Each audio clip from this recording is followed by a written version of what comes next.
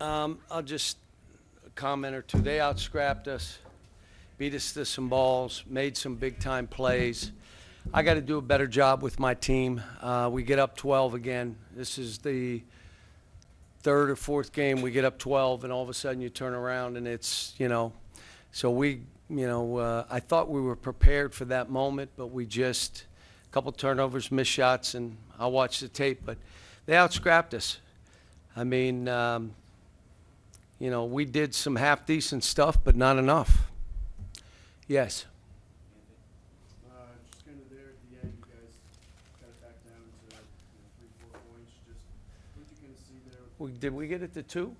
No? 3? Got it to 2, I thought.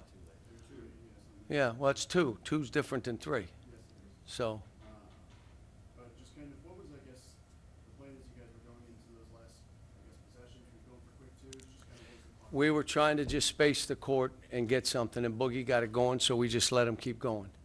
So he got us back there. We did not want to foul 5 or 1, but to be honest, they were all making free throws. 2 jumped up, he made 2. Damian made they were all making free throws, so I guess it really didn't matter. But we were going to hard trap, and then we put Billy off the ball.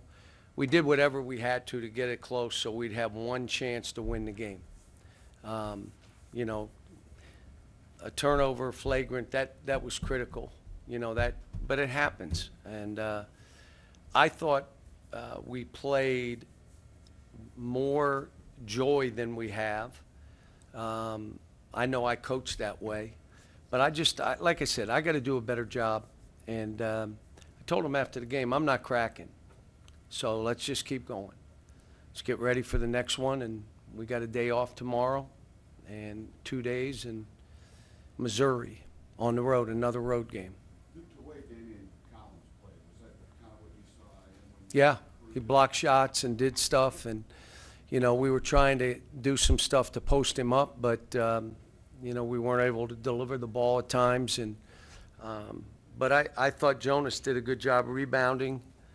He and Adu, both double rebounds and double doubles, and but again, you got to get to the foul line, and we are a team that normally gets to the foul line, and we just didn't this game. Yeah, Coach. I mean, Collins probably better than most. Just where have you seen the biggest growth in his game, I guess, the last couple of years? He's getting more physical. He's maturing, and I grabbed him in the hallway, and I'm happy for him.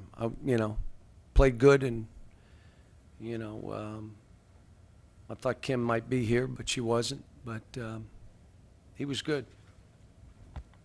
Obviously, the second half kind of starts kind of back and forth, and then LSU goes on the 20-3 run. Just kind of what were the biggest things that you saw that kind of led to that run, and how did it kind of just impact? I mean, some of the shots, some of the blocked shots that, we told him, you better go into his body, because if you don't get to his body, he will block it.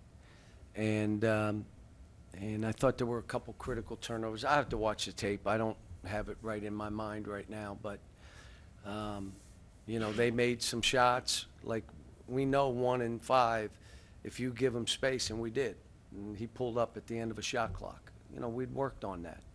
So they deserve to win the game. And like I said, I'm just disappointed in myself that I'm not getting through to get these guys where we have to get over the hump. And I may have to drag them to the finish line in some of these games. And if I have to coach that way, I will.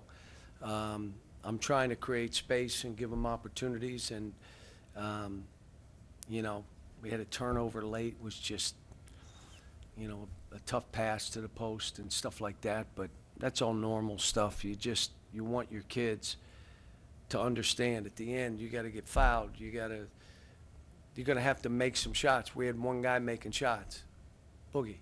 And so we rode it with him, and he almost got us back to where we could win the game. Now, prior to that, he missed 2 layups.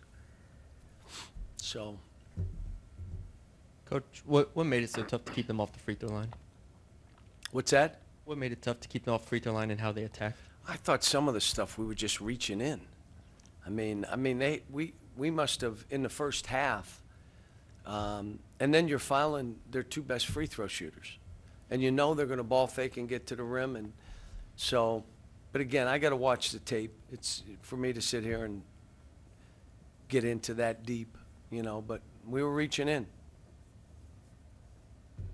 What did you like about your defense early? LSU started 1 of 13 from the floor.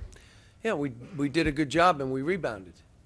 And at the end of the half, again, we fouled. We gave up offensive rebounds. And all of a sudden, they closed the gap, and it's a 2-point game. I'm like, come on.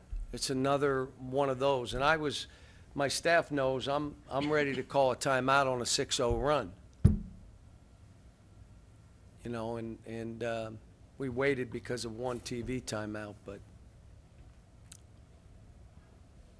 LSU's Cam Carter, I think, had 18 of his 27 in that second half.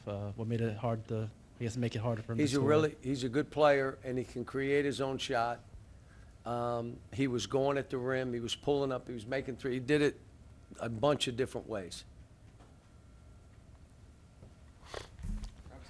I didn't realize we had a mic burst, but earlier on in the game, especially in the first half, you guys had a pretty balanced scoring effort, and then until late in the second half, it was just Boogie, Adu, and DJ who had scored in the second half. Just kind of what did LSU do, I guess, defensively, and how did that kind of, I guess, change from the first to the second half? They were switching some that kept people in front, and again, I thought there were some opportunities for us to get somebody else a shot. But if you looked at my team, those were the right three who were shooting the ball. I wish we'd have got the ball to Jonas more, and we had talked about it. We went in huddles. If they're open in there, throw it. But they were getting around the post, and I told them, you got to keep them behind you. But, they fought. Both teams fought. Just we got to finish off a game at some point. And, again, they were 9 for 20 from the three-point line. We were 8 for 22, but a bunch of those were at the end. All right. Thanks, folks.